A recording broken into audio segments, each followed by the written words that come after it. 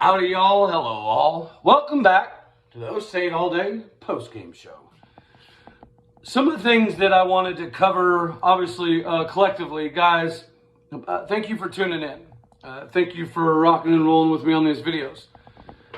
If you find yourself wondering, or people have any questions, why do you tune into this small show that just started a couple weeks ago?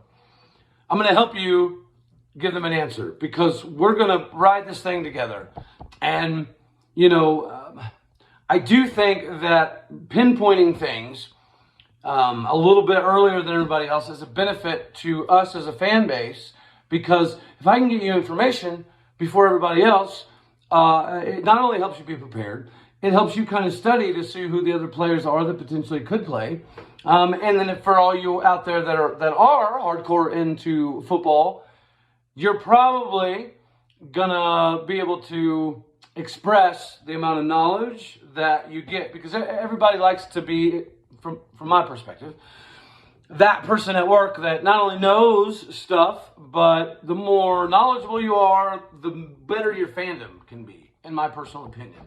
So here's some things that we went over, a few days ago, guys. One of them being score prediction. So if you recall my score prediction, we went 42-28, right? Ended up being 41-31. So I feel pretty confident there.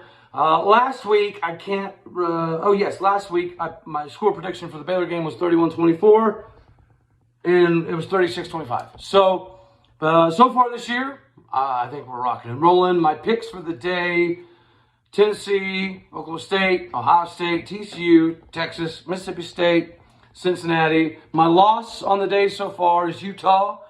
But that's what we're going to do here, guys. I do the research. Check this out. This is how I watch one game of football. Pow, pow. Pow, pow. Pow, pow.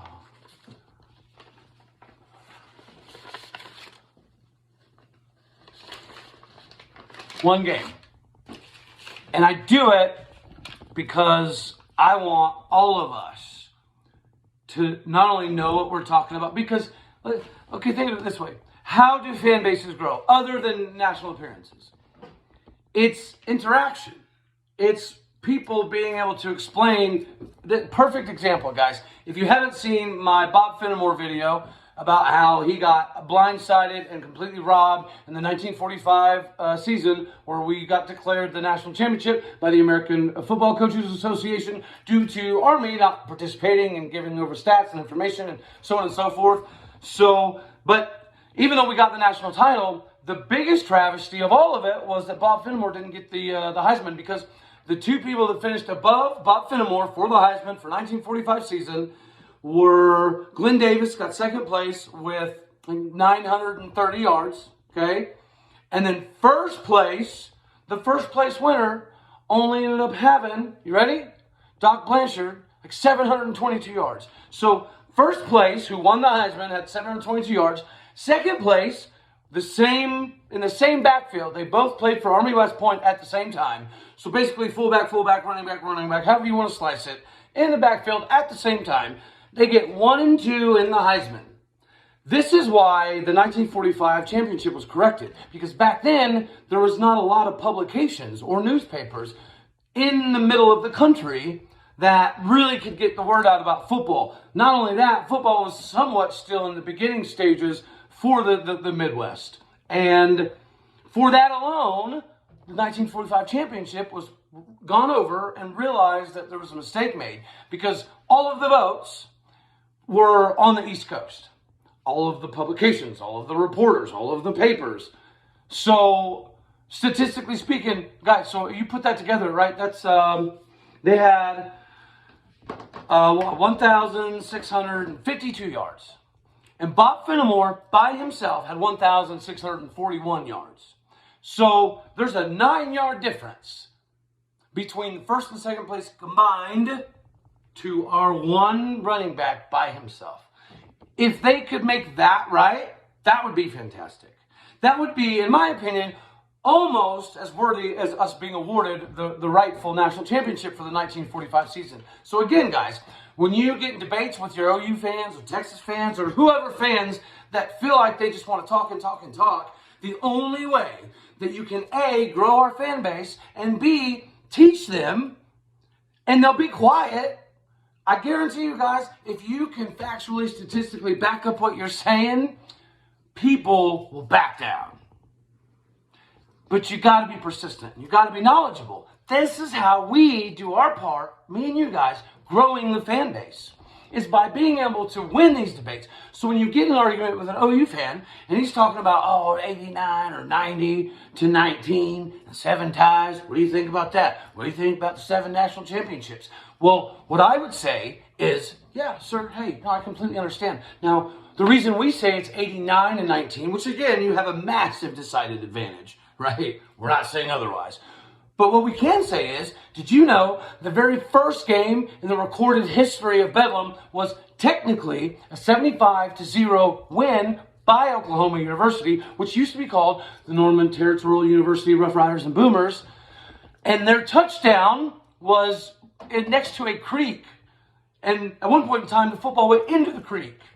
And they had to go swimming after it. And an OU player got it, slammed it on the ground, claimed a touchdown. There was no sidelines. There was no yard markers for the Oklahoma State University, Oklahoma Agricultural Mechanical back then. Our touchdown was on the other side of this open field, and we had to get the ball on a street, or what's a street back then? So the numbers are whatever. It is what it is. So here's what you say when they talk about the 7 national championships. You say, oh, you know what? You're 100% right. And then you want to give us a hard time about our 1945 championship. I've already explained that, right? So that's something you have in your holster now. Here's another thing you can put in your holster when they keep going and talking about this and that and the other. Did you know that in your 7 national championships, there was multiple times that you were either on an NCAA probation or a ban? Multiple times. It happened. This one I still am not done researching, but I do know that it happened with 50s, 60s type of range, but that's not a here nor there. They have national championships in 1974, 1975, even though in 1973 they were put on probation by the NCAA and the UPI for the 74 and 75 seasons. And I've asked this question before, and I still haven't got an answer.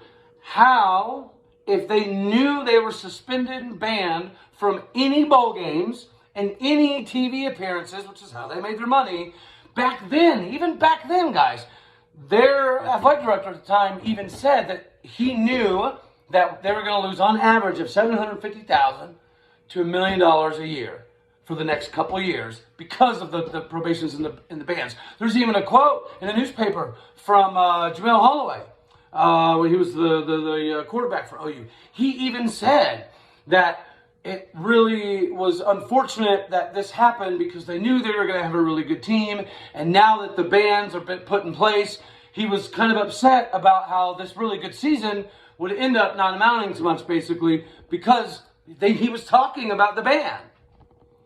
And so, what is an OU fan going to say? Because this is a fact. They can look it up, they can Google it, Wikipedia it, whatever you want to do, and you are right.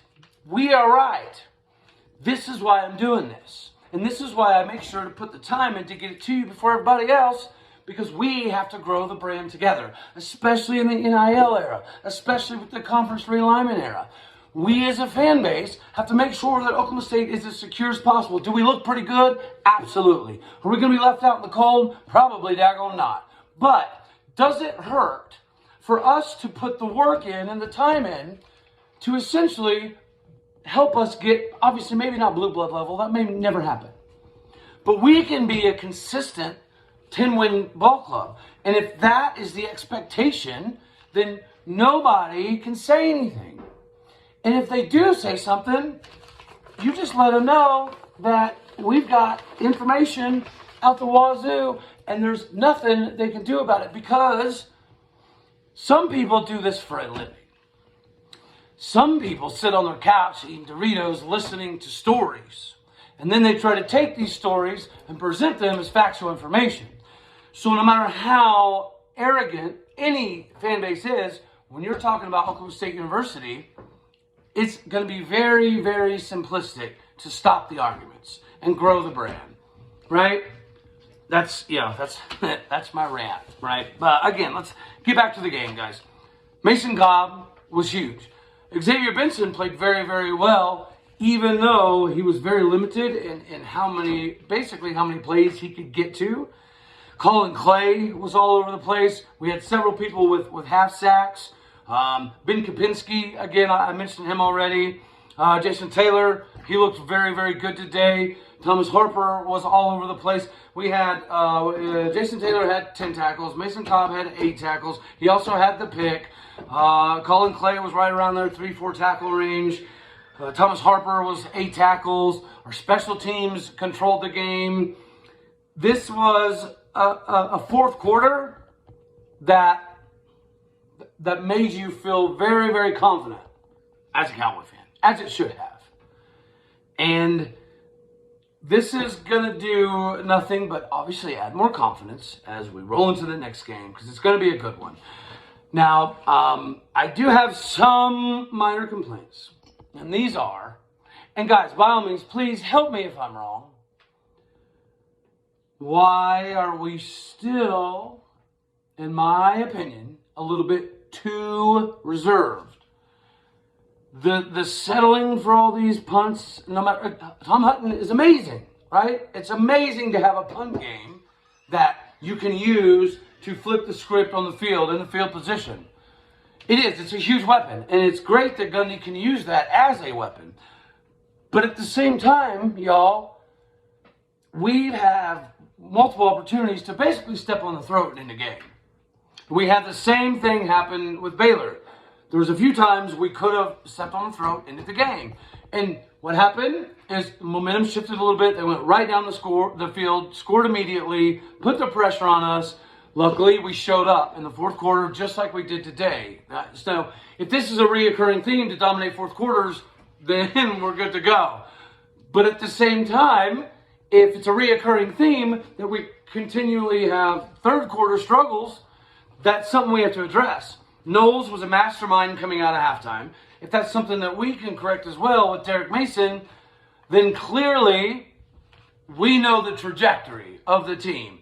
And we know precisely what it's going to take to get this thing rocking and rolling. We're dominant in the fourth quarter, which is, I think, an ode to depth. We've mentioned this multiple times. The ode to depth is a big deal. I will say this. That we talked about Merriweather the other day, their safety. He was all over the field. He had like 13, 14 tackles. He's a monster. Texas Tech defense is very good. One thing that kind of caught me off guard, that I was very, very surprised in, and this is kind of some of the frustration with third quarter as well, we were so predictable that every time we were running out routes and some of our kind of dig routes, stop routes, they were breaking on the ball constantly. Why we didn't make an adjustment to do more slow-go routes, slant and goes, stop and goes, because they were breaking so hard. Well, typically what you do when you have a defense that's playing that aggressive is tunnel screens, bubble screens, of course. But that's another avenue that you can exploit, is getting them too aggressive. And we didn't really do that until the fourth quarter. Bryson Green looked great. Bray, he's going to be a little hesitant. Because, guys, if you played the game at a high level, there's a difference between game shape and practice shape. There's also a big difference between injuries and just being hurt. And these are things that you kind of learn more about in college. In high school, typically, it's, you have a hodgepodge of mixtures, and then you have some athletes that just do things just a hair different. Well, when you get to the college level, the work that it takes to even maybe be on kickoff, it's a different level. These are essentially grown men. And Trace Ford looks like a grown man. Colin Clay looked like a grown man. Kendall Daniels, guys, already had like 5 tackles before he went out of the game. Now, Gundy's kind of alluded to this, so nobody can be surprised. He's a human missile. I was talking about Xavier Benson the other day, and I was wanting to comp him to Calvin Bundage because of the number and just kind of some of the physicality types that they both have. But luckily, I didn't. I went with his comp being Amen Agbalmamiga. Well, now we finally have a comp for Calvin Bundage, and it makes me so happy. And that comp is Kendall Daniels. Kendall Daniels is a missile. He's just young, and he gets excited. And no matter what anybody says, we were taught from an early age to lead with the little right L sign right there in the middle of the forehead. So it's a hard habit to break. He's probably been doing it for a long time. He's young. He plays like a torpedo. It's just something he's going to have to adjust. Guys, you remember Calvin Bundage? You loved him because he made some insane plays. But he was also very frustrating and almost made you pull your hair out occasionally because he would smash somebody in the face, or he would jump off sides. His timing on sacks was amazing. And Kendall Daniels, I think, is a Calvin Bundage type of player. And he's going to be a good one. It's very evident. I mean, you got to think, if he doesn't have that crown of the helmet penalty, he probably leads the team in tackles. Honestly. We were in the quarterback's kitchen all through the fourth quarter. We owned the fourth quarter. That was fun to see. The third quarter, we got too reserved, in my opinion. Too many punts, too many field goals. It's going to come up and bite us eventually. Even though we have a replica Keith Toston in the backfield with Dom, which is phenomenal, and it will get you the yards that you need most of the time. We're going to have to do a little bit more when it comes to the scoring department. If this is 2 games in a row that other teams have gone for it on 4th down, so more than you've ever seen. I covered it a little bit in a video earlier, but I've never seen this amount of teams going for it in 4th down 2 games in a row. So either, and we're looking phenomenal on 3rd down. Like it's weird. Is it teams are just playing desperate because they know how loaded we are? Or is it teams see a deficiency or a weakness that we have on 4th down? I feel like that's a good question because they were killing us in the second and third quarters on those 4th downs. They really, really were. And to me, it was a major cause of concern. Again, 4th quarter, we knocked it out. Morton, again, ended up having 379 yards. Roderick Johnson had 87 yards. Dominic Richard had 67 yards. Spencer Sanders had 22-39.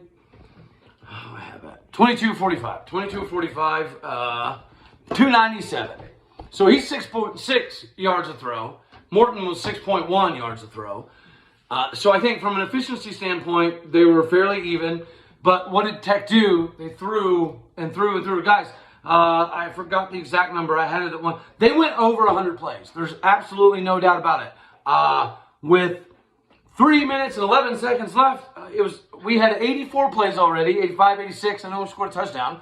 And they had 94. And then so they got the ball again, right? And when the clock was ending, so I know for a fact they went over 100 plays. This was a track meet. This was amazing. And I've been stressing about the way we recruit and yada, yada, yada, and how we build this thing up, which makes our team closer and it makes our second string good enough to start on almost any Big 12 team. You guys have heard me say it. We've said it together. And we are dead on. Our D-line did what it was supposed to at the end of the game. Teams are finding ways to exploit some weaknesses that we have.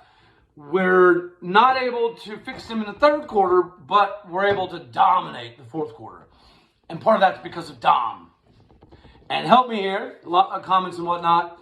We got to come up with a nickname for Dom. Dom, obviously Dominator, makes a lot of sense. But the dude runs like a Mack truck, a V8, a Hemi, something. Like, he's got to have some crazy nickname so we can make some awesome shirts, y'all. So help me in the comments down there. See what we can get rocking and rolling. Our D-line looked like grown men in the 4th quarter. Our O-line did pretty good. Their secondary they played amazing. They broke on the ball as fast as anybody we've seen all season. So, yeah, their D is better than I thought. Our prediction was pretty dead on. This definitely gives us the keys to the Big 12 race. Game versus TCU obviously now is a very, very big one. I think that the way we're playing, it's not going to be that much of an issue. Bryson Green averaged 23 yards a catch today. He had 5 passes for over 100 yards. And just because Braden Johnson was out. So everybody else, we're expecting Jaden Bray to be the one to kind of can't carry the torch since Jaden Bray was out. But it wasn't. It was Bryson Green. Brandon Plessick played pretty well. John Paul Richardson played well, even though Sanders missed him a few times. Speaking of Sanders, he struggled at times, okay? But a couple weeks ago, you remember when we talked about the kind of how I thought that he should jump ahead of Bryce Young at the very moment. And a couple weeks ago, Bryce Young was like number 3 in the Heisman race, right? Before injury, before all that. Because of things like this. You cannot sit here and say, well, Spencer was terrible, terrible, terrible. He looked rough in the third quarter. That is, nobody can debate that, right? He would tell you the same thing, I'm sure. But what did he do in the fourth quarter? He did more than Bryce Young did in the Texas game. Bryce Young got so much respect and adoration for going on that game-winning drive in the very last couple minutes, at the very end. So if you're going to give that to Bryce Young against a decent Texas team, right? A decent Texas team, they're okay. And you have to give Spencer even more props because he didn't just do it on the last drive. He did it multiple times in the fourth quarter. That third quarter, second quarter, even parts of it was a little sketch, right? He didn't look like the player that we thought was going to control the game. Fourth quarter, that looked like the team that if that's the team that goes forward, we're going to be high. If that third quarter team, and again, we're seeing both of them back to back. Awesome third down, bad fourth down. Awesome third quarters, or terrible third quarters, awesome fourth quarters. So we're still not even playing A-level games, right, as a team. But we're getting there, and when we do get there, it's going to be scary. But when we get there, what we cannot do, okay, in my opinion, is get punt and field goal happy. I love Gundy. I think we all love Gundy. The old school aspect of Gundy is kind of what makes him and helps us a lot. But dude, I mean, when we get the opportunity to face a Bama or face a Georgia, you gotta let that hair out, man. You gotta grow the mullet back. You gotta let it rip, grow a beard. Come on, man. You got this. Guys, appreciate you stopping by. I'm glad that we got our picks in. I'm glad I was able to break down that freshman playing quite a bit. I was glad that we were able to sprinkle in the Miles Price injury. And, yeah, guys, this is the place.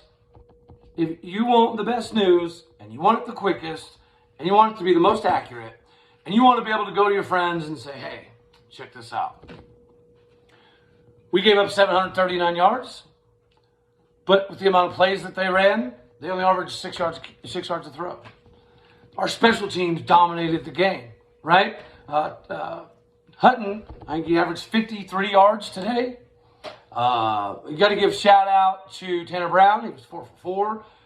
Mate, again, a little field goal happy, but it is nice to know that your punter and your field goal kicker and your special teams unit are going to do their job 95% of the time. So I kind of get it, but at the same time, I don't, because you can't, in my opinion, you can't play every single game exclusively.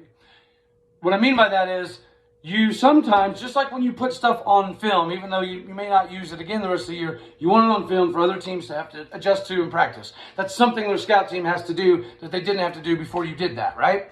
Well, if you're going to do that, the same concept applies to adding wrinkles in big games. Being predictable is not beneficial. And if you don't believe me, go watch The Waterboy. Hey, it is what it is. I love the team that we have.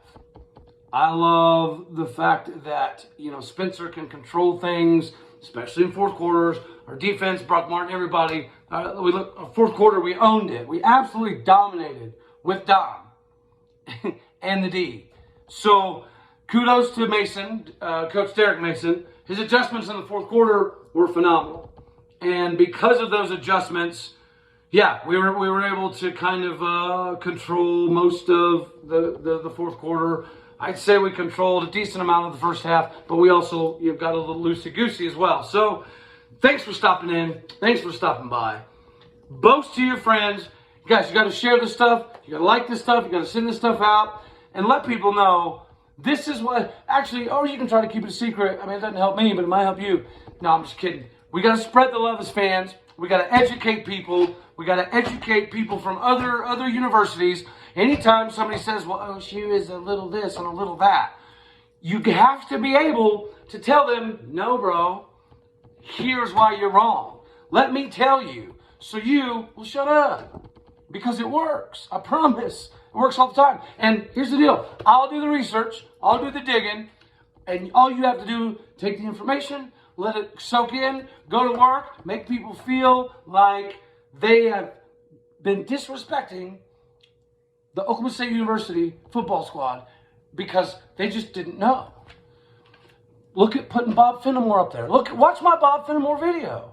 People need to know this stuff. That's why we're bringing players back. That's why we're putting statues up. That's why we're putting names on the Ring of Honor. Because when fans come and recruits come and when people are watching nationally, they can say, oh, I didn't know he was a Cowboy. Oh, I didn't know he was a Cowboy. Oh, I didn't know he played at OSU. How many times do you think that happens? A lot. Because we as fans don't know enough to educate. So help me, help you, help them. I love you all. God bless.